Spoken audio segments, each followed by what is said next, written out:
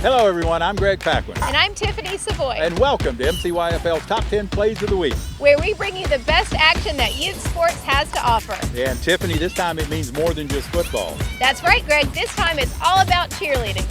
Well, earlier today we had 4 playoff games over there on Field B to determine who is going to our Super Bowl in both the junior and the senior division. But tonight is going to be really something special. Yes, Greg. In about an hour or so, this stand behind us will be filled with screaming fans, and over here on this field will be 33 cheer squads. That's over 500 girls competing. Indeed it will, Tiffany. And these girls have worked hard all year long to perfect their routine, and tonight is their night to shine. It's really going to be something spectacular. Now, Tiffany, this is your very first cheer competition, isn't it? It is, and I'm so excited to be here. This is awesome. Yes, they always are. You can just feel the excitement in the air. People are coming in. It's going to be great. Yes, but I do believe you mentioned some games on Field B a little earlier. I sure did, Tiffany. 2 junior division games and 2 senior division games to decide who is going to play in our Super Bowl next Saturday. I bet Kevin came up with some pretty remarkable plays. I'll bet he did. Kevin, it's all yours. Tiffany and Greg, sometimes a top play has nothing to do with a great catch or a great run. Sometimes it has to do with a game-changing event. Top 10 plays of the week coming up. 10! Play number 10, we've seen this guy about, 20 times so far this year. Number 13, Bronson Hetzel of the Junior Wildcats, taking on the Knights. No score until this run. Hetzel weaving his way through Knights, getting into the end zone, 44 yards in all. Touchdown for the Wildcats. Play number 10. 9! From the juniors to the seniors, Wildcats taking on the Hawks. Wildcats, Landon Sear looking for Jaden Fisher, and over his shoulder, over his head, makes the grab. He is gone. Nice catch. 40-yard touchdown for Fisher. Play number 9. And welcome back, everyone. And now it's time for our information corner with Tiffany. Tiffany, what do we got left in our season? Thanks, Greg. We still have a few things before we wrap up our 2023 season, and they are big. Saturday, November 18th at 9 a.m., we will be inducting our 2023 Hall of Fame members right here at Jervey Gant. They are Mr. John Brantley, Mr. Skip McDonald, and Mr. Randy Love. Then, at 12 noon, it will be our Pee Wee Division Super Bowl, featuring the Dolphins against the Canes. At 3 p.m., it will be our Junior Division Super Bowl with the Knights versus the Chiefs. Finally, it will be our Senior Division Super Bowl pitting the Knights against the Wildcats. And to cap off our 2023 season, our All-Star Games will be held on December 2nd. Absolutely. Wow, still a lot going on, Tiffany, even though we're wrapping up our season. Kevin, now let's get back to our top 10 plays of the week. 8! Play number 8, this is the sneaky senior night, Jacavies Braddock taking on the Colts. Colts with the football, the handoff to zero, Emery Wilson. But check out Braddock, he's right there. You see him right in the middle, gonna make the tackle. Then all of a sudden, there's Braddock. Why is he going the other way, you ask, huh? Well, the reason why is because he stole the ball from Wilson and he's headed towards the end zone. Touchdown for the Senior Knights. That Braddock, he's the sneaky fella. And play number 8. 7! Play number 7, Senior Wildcats playing the Hawks, and the Hawks punting the football. That's number 80, Camden Nelson doing the honors, and he boots it deep. What a nice punt. But the one hopper going to be picked up by Caleb Gordon from his own 38-yard line, and look out. There he goes, down the sidelines. Hawks aren't going to catch him. 62 yards, touchdown for Gordon, and play number 7. And now, here's Tiffany with one of the inductees in the 2023 MCYFL Hall of Fame. I'm here with Diane McDonald, wife of the late Skip McDonald. And Diane, I understand that Skip started coaching at MCYFL in 1999? Yes, Tiffany, that's correct. Skip started coaching when our son Alex was 10. And right off the bat, when he became involved with coaching at MCYFL, he really had a very strong feeling of wanting to be committed and give back to our community.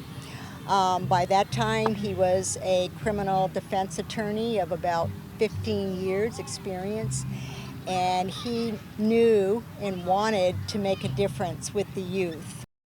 And so here he was coaching, assistant coaching with the Cowboys at MCYFL, and our son was on the Cowboy team.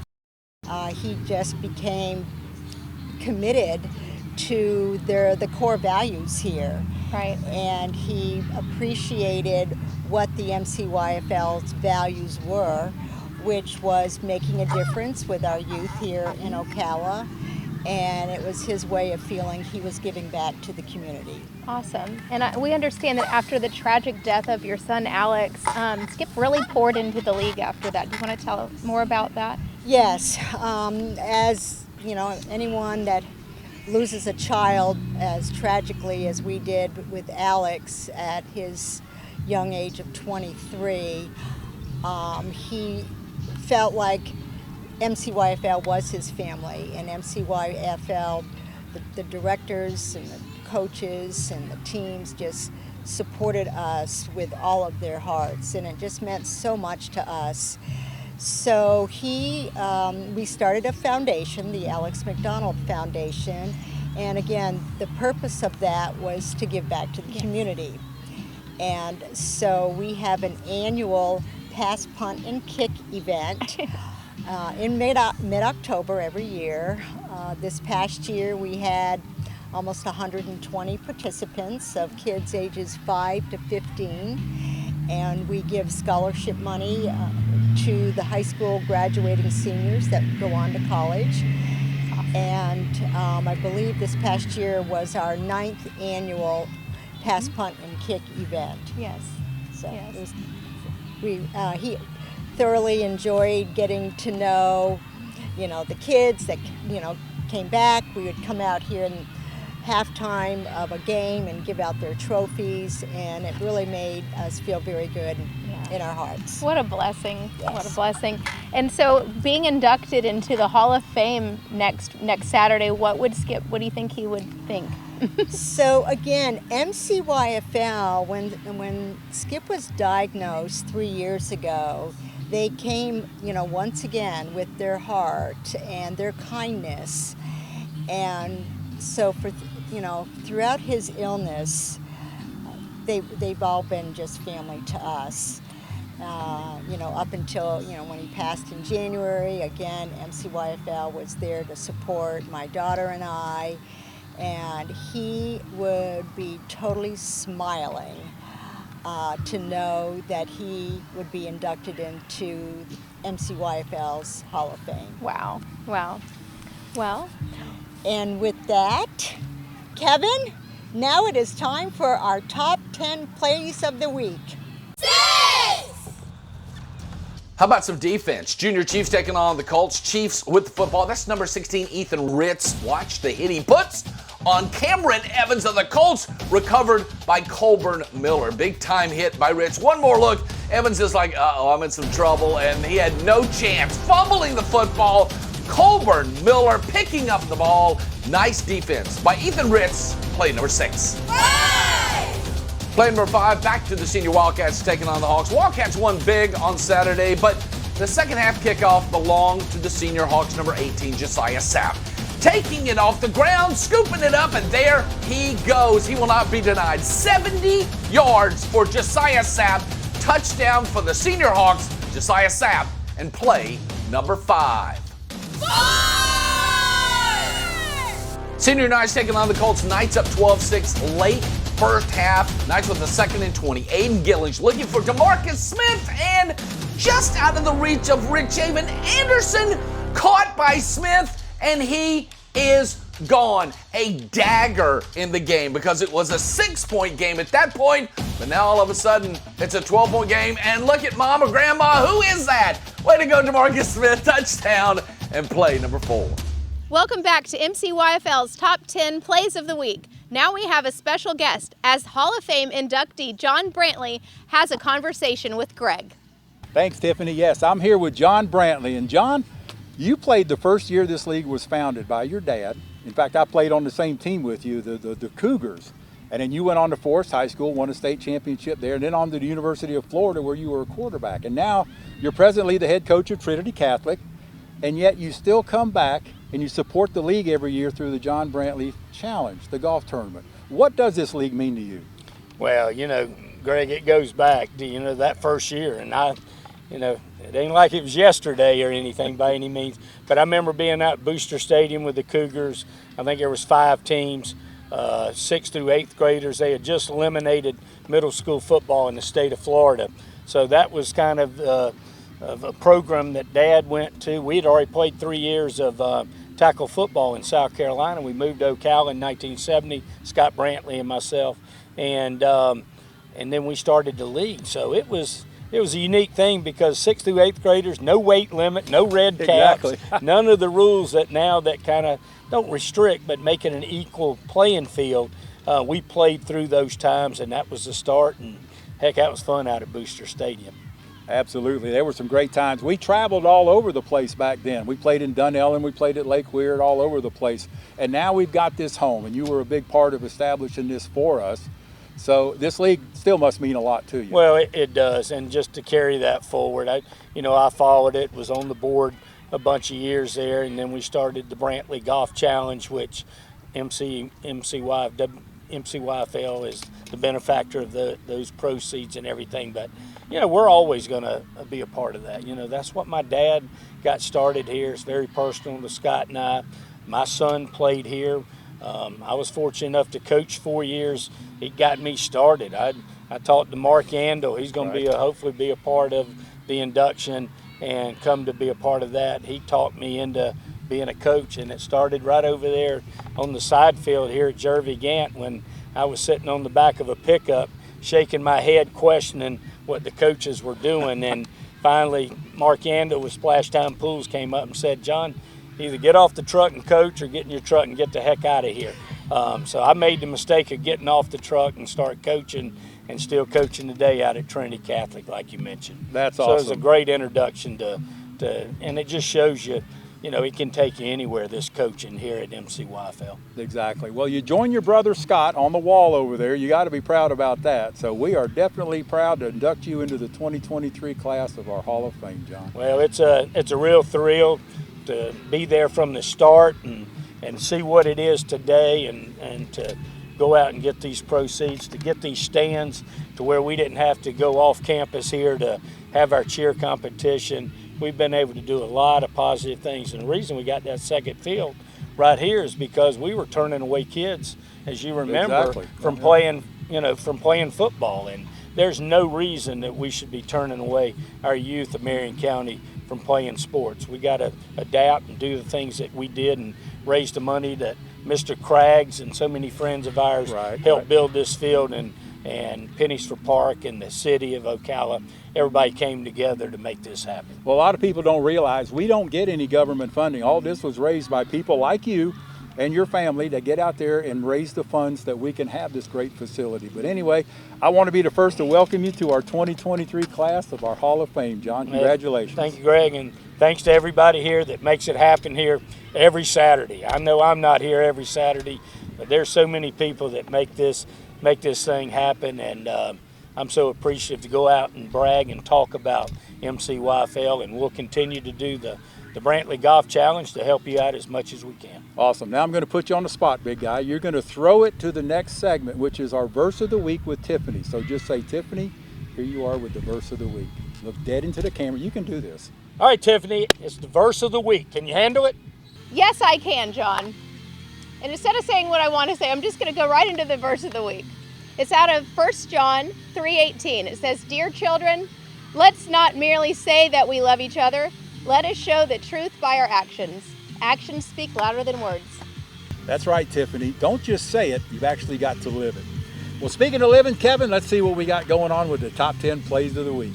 3, Back to the Senior Wildcats taking on the Hawks, and the Cats putting on a passing clinic. Landon Sear looking for Jake Rudiani, makes the catch between two Hawks, and he is gone. 50-yard touchdown reception. One more look. Sear looking to his left, goes back to his right, and there are two Hawks that are trying to knock that ball away, but Rudiani's done this all year long. Makes the catch, splits the Hawks. He's gone. Touchdown for the Wildcats, 50 yards in all. Rudiani, play number 3. 2, Play number 2, Junior Chiefs taking on the Colts. Chiefs have been dominant in the junior division. A couple of reasons why. The quarterback, Jacob Kaiser, and that guy right there, J.J. Hampton, coming up with the grab. touchdown for the Chiefs. One more look, Kaiser throwing the ball up, and there's J.J. Hampton maneuvering his body around, making the catch, and maybe number 3, Isaiah Dawson, says it best. What in the world are we going to do with these Chiefs? Well, they are mighty good, and Hampton's one of the reasons why, and play number 2. And our top play is all about effort. Junior Knights taking on the Wildcats. Knights doing nothing in this game until the third quarter. There's John Thomas of the Wildcats going to bring down quarterback Caden Roundtree, but he's not going to go down. He realizes his team's down 8-0. He's got to do something to get his Knights back into the game, and he does just that. Taking it down the sidelines, 49 yards in all. Touchdown for the Knights, and what a huge play in this game. Roundtree in all kinds of trouble. 2nd and 19, but he gets away from number 12, John Thomas. He goes down the sidelines. He is gone. One of the reasons why the Knights came back from an 8-0 deficit to go to the Super Bowl and take on the Chiefs, winning it 13-8, and our top play of the week. Well, Tiffany, what did you think of your first cheer competition? Greg, it was unbelievable. Everyone told me that it was going to be special, but until you experience it firsthand, words can't do it justice. Exactly. And it's definitely a bucket list item. Well, Tiffany, we now know who's going to be playing in our 2023 Super Bowl for each division. Once again, it's the Pee Wee Dolphins against the Pee Wee Canes. In the junior division, it's the Knights against the Chiefs. And in the senior division, it's the Knights against the Wildcats. Wow, those are going to be some great games. I can't wait. And let's congratulate the senior Wildcats, our 2023 cheer competition champions. Great job, ladies. Absolutely. And let's also congratulate our Hall of Fame inductees, Mr. John Brantley, Mr. Skip McDonald, and Mr. Randy Love. That's right, Greg. And don't forget to attend our Hall of Fame induction ceremony November 18th at 9 a.m. right here at Jervy Gant. Absolutely. Well, Tiffany, it's been a very long yet very exciting day here at MCYFL. Yes, it has, Greg, and I am ready for some sleep. Tiffany, I'm right there with you. But you know what? I have a feeling there's going to be some young ladies celebrating into the wee hours of the night. I'm Greg Paquin. And I'm Tiffany Savoy. We'll see you next time right here on MCYFL's Top 10 Plays of the Week. Ladies and gentlemen, introducing your 2023 Senior Wildcats.